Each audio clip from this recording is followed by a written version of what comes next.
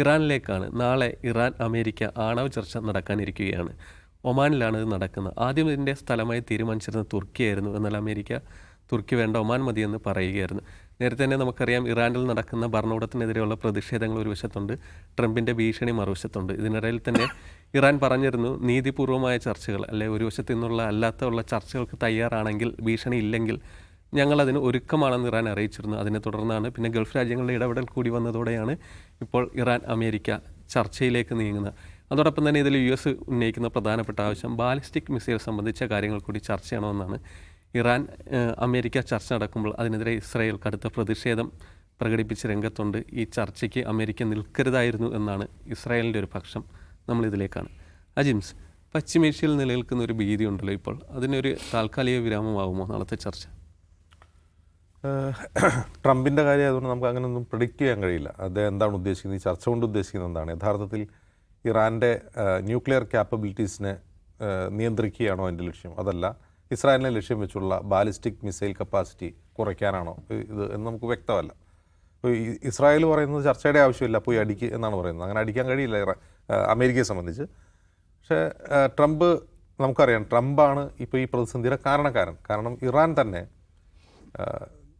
തങ്ങളുടെ കൈവശം അണവായുധങ്ങളില്ല എന്ന് ലോകത്തെ തുറന്നു കാണിച്ചതിന് ശേഷവും നാളെ നിങ്ങൾക്ക് അണവായുധം ഉണ്ടാക്കാൻ ശക്തിയുണ്ട്, അതിനുള്ള ക്യാപ്പബിലിറ്റി ഉണ്ട് എന്ന ആരോപണത്തിൽ എന്നാൽ നമുക്കൊരു കരാർ ഒപ്പിട്ട് ഞങ്ങൾക്കെതിരെയുള്ള ഉപരോധം നീക്കണം എന്ന് പറഞ്ഞുകൊണ്ട് കരാറിൽ ഏർപ്പെട്ട രാജ്യമാണ് ഇറാൻ. അപ്പോൾ പ്രത്യയശാസ്ത്രപരമായി ഐഡിയോളജിക്കലി ഞങ്ങൾ ആണവായുധത്തിനെതിരാണ് എന്ന് ലോകത്തോട് വിളിച്ചു പറയുകയും ഞങ്ങൾ ഒരു കാലത്തും ആണവായുധം ഉണ്ടാക്കില്ല എന്ന് പറയുകയും ചെയ്തതിന് ശേഷവും തങ്ങൾക്ക് നാളെ എങ്ങാനും ആണവായുധം ഉണ്ടാക്കാൻ കഴിഞ്ഞാൽ അത് പ്രശ്നമാണെന്ന് കൊണ്ടുകൊണ്ട് ഒരു കരാറിൽ ഏർപ്പെടുന്നു. ആ കരാറിനെ തുടർന്ന് ഇറാനെതിരായിട്ടുള്ള ഉപരോധങ്ങൾ നീങ്ങുന്നു.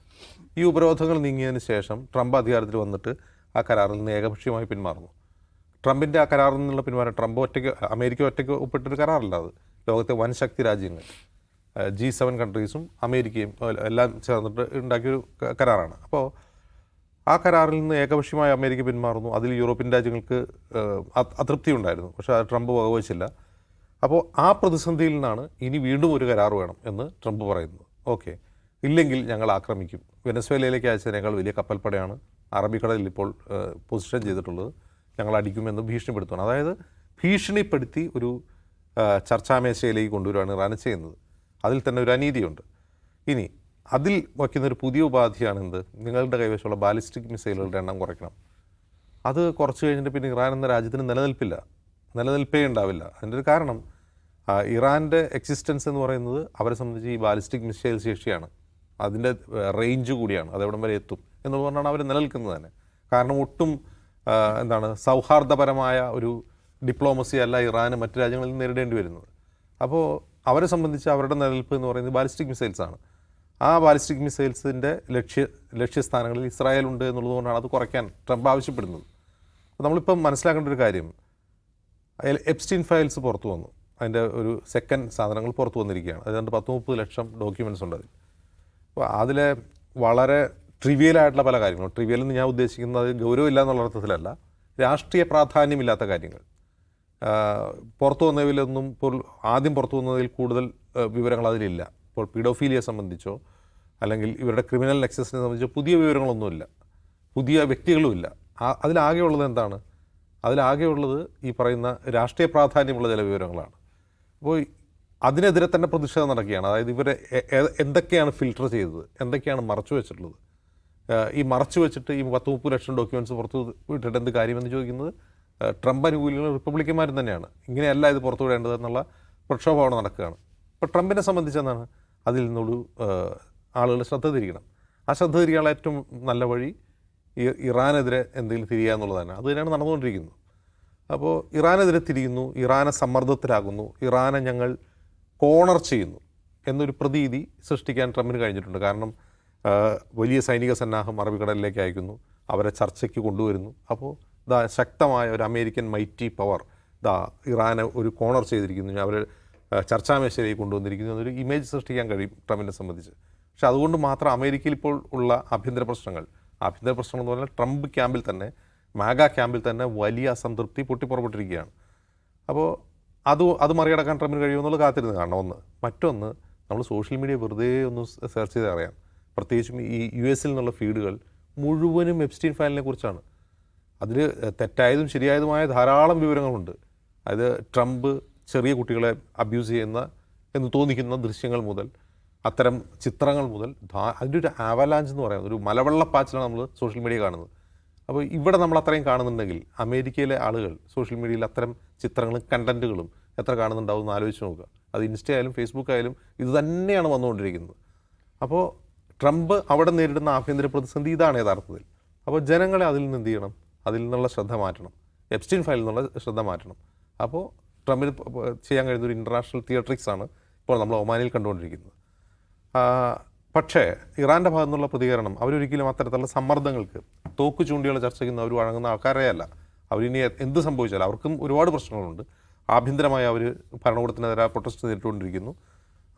മറ്റൊന്ന് ഈ ഇസ്രായേലും അമേരിക്കയുമായുള്ള ഈ ഫലസ്തീൻ പ്രശ്നം തീരുന്നു വരെയാണെങ്കിലും അവരുമായിട്ടുള്ള അവരുടെ പ്രോക്സികൾക്ക് നേരിട്ടുള്ള തിരിച്ചടി, പ്രത്യേകിച്ചും ഹൂത്തികൾക്കും ലബനാനിലെ ഹിസ്ബുള്ളയ്ക്കും ഏറ്റ തിരിച്ചടി, ഹമാസിൻ്റെ ലീഡേഴ്സ് വധിക്കപ്പെട്ടത്, ഇറാനിൽ തന്നെ ഉണ്ടായിട്ടുള്ള നിരവധി പ്രശ്നങ്ങൾ, മറ്റൊന്ന് അവരുടെ സാമ്പത്തിക അവസ്ഥ. ഒരു American dollar is equal to 14 lakh Iran റിയാലാണ് ഇന്നത്തെ റേറ്റ്. അതായത് ഒരു ഇറാൻ റിയാൽ എന്ന് പറഞ്ഞാൽ ഒരു ഇന്ത്യൻ രൂപ എന്ന് പറഞ്ഞാൽ ഏതാണ്ട് 14,000 രൂപ വരും. അത്രമാത്രം അവരുടെ നാണയത്തിൻ്റെ മൂല്യം ഇടിഞ്ഞു കഴിഞ്ഞു. അപ്പോൾ അത്രയും രൂക്ഷമായ സാമ്പത്തിക പ്രതിസന്ധിയിലാണ് അവർ നിൽക്കുന്നത്. ഇങ്ങനെ നിൽക്കുമ്പോൾ പോലും അവരുടെ ഒരു വിപതി ധൈര്യം എന്നൊക്കെ പറയുന്നത്. അവർ പറഞ്ഞു ഞങ്ങളെ ഭീഷണിപ്പെടുത്തി ഞങ്ങളെ ചർച്ചാ ടേബിളിലേക്ക് നിങ്ങൾക്ക് കൊണ്ടുവരാൻ കഴിയില്ല, ഞങ്ങളെ ആക്രമിച്ചാൽ ഞങ്ങൾ തിരിച്ചടിച്ചിരിക്കും എന്ന് പറയാനുള്ള ഒരു ധൈര്യം, അതൊരു രാഷ്ട്രീയ വില്ലാണ്, ഒരു പൊളിറ്റിക്കൽ വില്ലാണെന്ന് തന്നെ കാണേണ്ടി വരും. അതിനപ്പുറം ട്രംപിന് എന്തെങ്കിലും ഒരു ഗിമ്മിക്സ് കാണിച്ച് ഒരു കരാറുണ്ടാക്കാൻ കഴിയുമെന്നല്ലാതെ, ആ കരാറുണ്ടാക്കുന്ന പോലും ഞാൻ പറഞ്ഞതുപോലെ അമേരിക്കയുടെ ആഭ്യന്തര രാഷ്ട്രീയത്തിൽ നിന്ന് അവിടുത്തെ പൗരന്മാരെ ശ്രദ്ധ തിരിക്കാൻ വേണ്ടി മാത്രമാണ്. അതല്ലാതെ ഇറാൻ ഇപ്പോൾ എന്തോ ഒരു പുതിയ ത്രെറ്റായിട്ടോ അല്ലെങ്കിൽ ഇറാൻ പുതിയ ത്രെറ്റായി ഇസ്രായേലിന് മുമ്പിൽ വരുന്നതോ ഒന്നുമല്ല. കാരണം ഒരു പുതിയ ത്രെറ്റായതുകൊണ്ടല്ല, താൽക്കാലികമായൊരു ഇൻ്റർനാഷണൽ തിയേറ്ററിക്സ് ആയിട്ടാണ് എനിക്ക് തോന്നുന്നത്. നിഷാദ്, കഴിഞ്ഞ ദിവസം നമ്മൾ കണ്ടിരുന്നു ഇന്ത്യയുമായിട്ടുള്ള വ്യാപാര കരാറ് ട്രംപ് ഏകപക്ഷീയമായിട്ട് പ്രഖ്യാപിക്കുന്നത്. കണക്കിന് അതേപോലുള്ളൊരു നടപടി തന്നെ ട്രംപ് ട്രൂത്ത് സോഷ്യലിലൂടെ ഇറാനുമായിട്ടുള്ള ചർച്ച കഴിഞ്ഞ് ഉണ്ടാകുമോ? അതോടൊപ്പം തന്നെ അറബ് മുസ്ലിം രാജ്യങ്ങൾ ഇറാനുമായിട്ടുള്ള ചർച്ച റദ്ദാക്കരുത്, അല്ലെങ്കിൽ നിങ്ങൾ ഇറാനെ കേൾക്കണമെന്നൊരു ആവശ്യം ഉന്നയിച്ചിരുന്നു അമേരിക്കയോട് എന്ന് അമേരിക്കൻ മാധ്യമങ്ങൾ റിപ്പോർട്ട് ചെയ്യുന്നുണ്ട്. ഇതിനെങ്ങനെയാണ് മൊത്തത്തിൽ? അല്ല, ഈ ചർച്ചയ്ക്ക് രണ്ട് വശത്തുനിന്നുള്ള ഇതിൻ്റെ സ്റ്റേക്ക് ഹോൾഡേഴ്സ് സമ്മർദ്ദം അനുഭവിക്കുന്നുണ്ടെന്ന് എനിക്ക് തോന്നുന്നത്. അതായത് അമേരിക്കയ്ക്ക് മേലും ഉണ്ട് സമ്മർദ്ദം, അപ്പം ഇറാന് മേലും സമ്മർദ്ദമുണ്ട് ഒരു സംഘർഷം ഒഴിവാക്കാൻ. നമ്മൾ നേരത്തെ പലകുറി പറഞ്ഞതുപോലെ ഇറാനെ നേരിട്ട് പോയി ആക്രമിക്കുക എന്നുള്ളതിന് അമേരിക്കയ്ക്ക് പല തടസ്സങ്ങളുണ്ട്. അതിലേറ്റവും പ്രധാനപ്പെട്ട തടസ്സം ആ റീജിയനിലെ മറ്റ് രാജ്യങ്ങൾ ഉണ്ടാക്കുന്ന സമ്മർദ്ദമാണ്. നിങ്ങളിപ്പോൾ ഈ യുദ്ധം ഉണ്ടാക്കിയാൽ നിങ്ങൾക്ക് വന്ന് ബോംബിട്ടിട്ട് പോകാം, ഞങ്ങളതിൻ്റെ അനുഭവിക്കേണ്ടി വരും. ആ അനുഭവിക്കേണ്ടി വരുമെന്ന് പറയുന്ന രാജ്യങ്ങൾ ട്രംപിൻ്റെ വ്യക്തിപരമായി തന്നെ സുഹൃത്ത് രാജ്യങ്ങളാണ്, അമേരിക്കയുടെ സുഹൃത്ത് രാജ്യങ്ങളാണ്, അമേരിക്കൻ സമ്പദ്ഘടനയുമായി ബന്ധപ്പെട്ട് നിൽക്കുന്നവരാണ്, ട്രംപിന് വ്യക്തിപരമായി തന്നെ ബിസിനസ് ഫിനാൻഷ്യൽ താല്പര്യങ്ങളുള്ള രാജ്യങ്ങളാണ് GCC അറബ് രാജ്യങ്ങൾ. അവർ ആ മേഖലയിൽ നിങ്ങൾ കെടുതി ഉണ്ടാക്കരുത്, ഞങ്ങളുടെ സ്റ്റെബിലിറ്റിയെ ബാധിക്കുന്ന പ്രശ്നം ഉണ്ടാക്കരുതെന്ന് പറയുന്ന സമ്മർദ്ദത്തെ അതിജീവിക്കുക അത്ര എളുപ്പമുള്ള കാര്യമായിരിക്കില്ല. ഞാൻ പറയാൻ കാര്യം, ട്രംപിന് വ്യക്തിപരമായി തന്നെ സമ്മാനങ്ങളും ബിസിനസ് പ്രോജക്റ്റുകളും കിട്ടിയിട്ടുള്ള സ്ഥലമാണ് ഈ GCC രാജ്യങ്ങൾ. അതുകൊണ്ട് അദ്ദേഹത്തിന് പേഴ്സണൽ താല്പര്യവും അവിടെ ഉണ്ടാവും. ആ സമ്മർദ്ദം അവർക്കുണ്ട്. അതുകൊണ്ടാണ് ഇറാൻ പറഞ്ഞത് നിങ്ങൾ ഇസ്താംബൂളിലാണ് ചർച്ച തീരുമാനിച്ചെങ്കിൽ ഞങ്ങൾ വരുന്നില്ല എന്ന് പറഞ്ഞല്ലോ. ഒരു ദിവസം ചർച്ച ഹോൾഡായല്ലോ, സ്ഥലവും മാറ്റിയല്ലോ. അപ്പോൾ അമേരിക്ക ഇല്ല, ഞങ്ങളിവിടെ ചർച്ച നടന്നുള്ളൂ, വേണം ഇങ്ങോട്ട് അല്ലെങ്കിൽ ഞങ്ങൾ തോക്കെടുത്ത് വെടിവെക്കുമെന്ന് പറഞ്ഞില്ലല്ലോ, സ്ഥലം മാറ്റി. അപ്പോൾ അമേരിക്കയും അതിൽ സമ്മർദ്ദം അനുഭവിക്കുന്നുണ്ട്.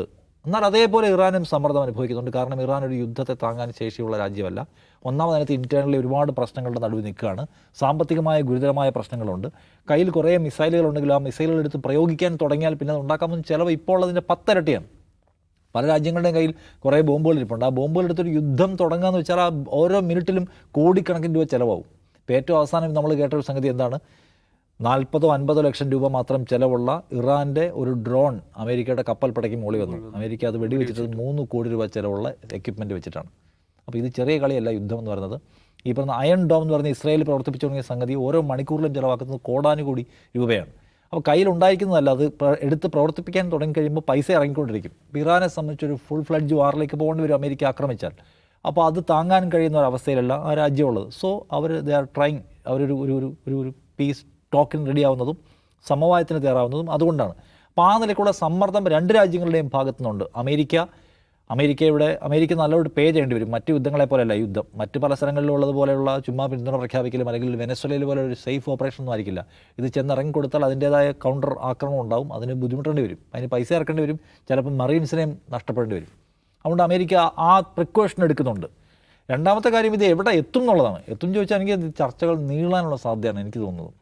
കാരണം ഇത് ഒന്നാമത്തെ കാര്യം, അമേരിക്ക മുന്നോട്ട് വെക്കുന്ന ഡിമാൻഡ്സ് നേരത്തെ അജ്മസ് പറഞ്ഞാൽ നിങ്ങളുടെ മിസൈൽ പ്ലാനുകൾ നിങ്ങൾ അവസാനിപ്പിക്കണമെന്ന് പറഞ്ഞാൽ ഒരിക്കലും ഇറാനെ സംബന്ധിച്ച് അംഗീകരിക്കാൻ കഴിയുന്ന കാര്യമല്ല. നിങ്ങളുടെ കയ്യിലുള്ള സമ്പുഷ്ടീകരിച്ച യുറേനിയം മുഴുവൻ നിങ്ങൾ ഡിസ്പോസ് ചെയ്യണം, നിങ്ങൾ നശിപ്പിച്ച് കളയണം എന്നൊരു ആവശ്യം അവർ മുന്നോട്ട് വെക്കുന്നുണ്ട്. അത് ഇറാൻ അംഗീകരിക്കാൻ പറ്റുന്ന കാര്യമാണോ? ഞങ്ങൾ അനുഭവം ഉണ്ടാക്കുന്നില്ല എന്ന് സമ്മതിക്കാൻ അവർ തയ്യാറാണ്. നിങ്ങൾ മറ്റേതെങ്കിലും തരത്തിലുള്ള രാജ്യങ്ങളുമായി ബന്ധപ്പെട്ട നയതന്ത്ര ഇടപെടലുകൾ, അവിടെ പൈസ ഇൻവെസ്റ്റ് ചെയ്യില്ല, അവരുമായിട്ട് സൈനിക സഹകരണം അത് നിർത്തണമെന്ന് ആവശ്യപ്പെട്ടാൽ അത് നടപ്പുള്ള കാര്യമാണോ? അല്ല. ഇറാനെ സംബന്ധിച്ച് അതിൻ്റെ രാഷ്ട്രീയമായ അതിജീവനത്തിന് കാരണമാകുന്ന പല സംഗതികളും അവസാനിപ്പിക്കണമെന്ന് ഇവർ ആവശ്യപ്പെടുകയാണ്. അവരുടെ ഏറ്റവും വലിയ ത്രെട്ടായ ഇസ്രയേലിനെ ആക്രമിക്കാനുള്ള ശേഷി നിങ്ങൾ ഇല്ലായ്മ ചെയ്യണമെന്നാണ് അതിൻ്റെ മലയാളം. ഇസ്രയേലിനെ ഭാവിയിൽ എപ്പോഴെങ്കിലും ആക്രമിക്കാൻ, ഇസ്രയേലിലേക്ക് മിസൈൽ അയക്കാനുള്ള നിങ്ങളുടെ ശേഷിയുണ്ടല്ലോ, ആ ശേഷി നിങ്ങൾ മുറിച്ചു കളയണമെന്നാണ് ട്രംപ് ആവശ്യപ്പെടുന്നത്. അത് പോസിബിൾ അല്ല. അതുകൊണ്ട് ഈ ചർച്ച അവരൊരുമിച്ചിരുന്നിട്ട് ഉടനെ ഒരു തീരുമാനമാകാൻ പോകുന്ന സംഗതിയല്ല. പക്ഷേ ഈ ചർച്ച രണ്ടുപേർക്കും ഞങ്ങളിത് ചർച്ചയിലൂടെ അവസാനിപ്പിച്ചു എന്ന് പറയാനുള്ള ഒരു കാരണം സൃഷ്ടിക്കലായിട്ട് വേണം നമുക്കിപ്പോൾ മനസ്സിലാക്കാൻ. കാരണം ഈ പറയുന്ന പോലുള്ള പ്രതിസന്ധി രണ്ടുപേർക്കും ഉണ്ട്. ഇറാൻ ഫുൾ ഫ്ലഡ്ജ് വാറിന് ഇറങ്ങി തിരിച്ചാൽ അമേരിക്ക അടക്കം ലോകത്തിനാകമാനം റിസഷൻ ഉണ്ടാക്കാൻ കഴിയുന്ന തരത്തിലേക്ക് കാര്യങ്ങൾ പോകും. അത് ലോകരാജ്യങ്ങൾ ഉണ്ടാക്കുന്ന ഒരു സമ്മർദ്ദം ചെറുതായിരിക്കില്ല. ഇപ്പം ഗസയുടെ മേൽ ഇസ്രായേൽ നടത്തുന്ന ആക്രമണം ലോകത്തെ ഏതെങ്കിലും ബാധിക്കുകയും ചെയ്തില്ലല്ലോ. അവിടെ കൊണ്ടുവന്നിട്ടു, മനസാക്ഷിയുള്ള മനുഷ്യന്മാർക്ക് വേദന എടുത്തു, അല്ലാതെ ലോകത്തിൻ്റെ എക്കണോമിയൊന്നും അത് ബാധിച്ചില്ല എന്നത് കാണാം. പക്ഷേ ഇതങ്ങനെയല്ല. ഇത് ഇറാൻ റീജിയനിൽ ഒരു പ്രശ്നം ഉണ്ടായാൽ അത് എക്കണോമിയെ ബാധിക്കും. ഹോർമുസ് കടലിലേക്ക് അടച്ചാൽ ഈ 20% എണ്ണ ഇവിടെ പോക്ക് തടയപ്പെടും. അത് ലോകത്ത് റിസഷൻ ഉണ്ടാക്കും. ചെറിയ കാര്യമായിരിക്കില്ല. അതുകൊണ്ട് ഇറാൻ ആക്രമണം എന്ന് പറയുന്നത് വെനസ്വേലയിൽ പോയി അവിടെ നിന്ന് 10-30 പേരുടെ മാത്രം മരണം ഉണ്ടായിട്ടുള്ള ഒരു സംഗതിയിൽ അവിടുന്ന് മദുറോയെ പൊക്കിക്കൊണ്ട് വന്ന പോലെ വളരെ സ്മൂത്തായി ചെയ്യാൻ കഴിയുന്ന ഒരു കാര്യമല്ല. നഷ്ടമൊന്നുമില്ല, നാശനഷ്ടവും ഡാമേജ് ഒന്നുമില്ല. അല്ലെങ്കിൽ ഗസയിൽ ഇസ്രായേൽ നടത്തുന്ന ആക്രമണങ്ങൾക്ക് വലിയ ഒരു പരിക്കുമില്ലാതെ സഹായം ചെയ്ത് കൊടുത്തിരിക്കുന്ന പോലെയല്ല. ഇത് നേരിട്ട് പരിക്ക് പറ്റും, സഖ്യകക്ഷികൾക്ക് പരിക്ക് പറ്റും, റീജിയനിൽ പരിക്ക് പറ്റും. ആ സമ്മർദ്ദം അമേരിക്കയ്ക്കുണ്ട്. ഒപ്പം തകരുക എന്ന് പറയുന്ന പ്രശ്നം. പിന്നെ ഈ റെജീം ചേഞ്ച്, ഭരണകൂടം തകരും, രാഷ്ട്രം തകരും, അതിന് മുന്നോട്ട് പോകാൻ കഴിയില്ല. അങ്ങനെ ഒരു ഭാരം എടുക്കാൻ കഴിയുന്ന അവസ്ഥയല്ല ഇറാനുള്ളത്. സോ അതുകൊണ്ട് അവർ ഒരു ടേബിളിൽ അത് പരിഹരിക്കാൻ ഇരുപക്ഷവും നിർബന്ധിതമാണ്. ആ നിലക്കുള്ള സമ്മർദ്ദം ഇരുപക്ഷത്തിന് മുമ്പിലുണ്ട് എന്നെനിക്ക് തോന്നുന്നു.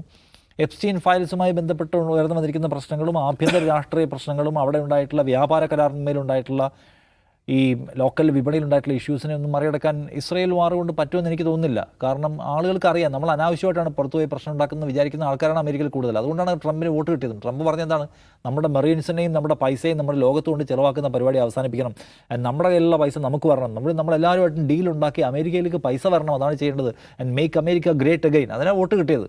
നമ്മൾ എല്ലായിടത്തും പോയി അനാവശ്യമായിട്ട് യുദ്ധം ചെയ്യണമെന്ന് പറഞ്ഞതിനല്ല വോട്ട് കിട്ടിയത്. യുദ്ധങ്ങൾ ഒഴിവാക്കണം എന്നാണ് അദ്ദേഹം അതിന് മുമ്പ് പറഞ്ഞത്. അങ്ങനെ പറഞ്ഞ് വോട്ട് കിട്ടിയ ആൾ അനാവശ്യമായിട്ട് യുദ്ധം ഉണ്ടാക്കി ഡീവിയേറ്റ് ചെയ്യാൻ ശ്രമിച്ചാൽ അതിനും കൂടെ അയാൾ തെറിയേക്കേണ്ടി വരും. സോ എനിക്ക് തോന്നുന്നത് ഇത് അവസാനിപ്പിക്കാൻ ഇരുപക്ഷവും നിർബന്ധിതമാവും. ഒരുപക്ഷെ ആ ചർച്ചകൾ നീണ്ടേക്കാം, എന്നാലും അത് ചർച്ചയിൽ അവസാനിക്കാനുള്ള സാധ്യതയാണ് എനിക്ക് തോന്നുന്ന ഒരു കാര്യം. അല്ലെങ്കിൽ ട്രംപിൻ്റെ സ്വാഭാവികമായിട്ടുള്ള അതിബുദ്ധി കാണിച്ചാൽ അത് ലോകത്തുണ്ടാക്കുന്ന പരിക്ക് ചെറുതായിരിക്കില്ല. അതെ, ട്രംപ് അതിബുദ്ധി കാണിക്കുമോ ഇല്ലയോ എന്ന് എന്തായാലും നാളെ അറിയാം. അമേരിക്ക ഏകപക്ഷീയമായ ഒരു തീരുമാനം അങ്ങ് പ്രഖ്യാപിച്ച് നടപ്പിലാക്കുമോ എന്നുള്ളതും കാത്തിരുന്ന് കാണാം.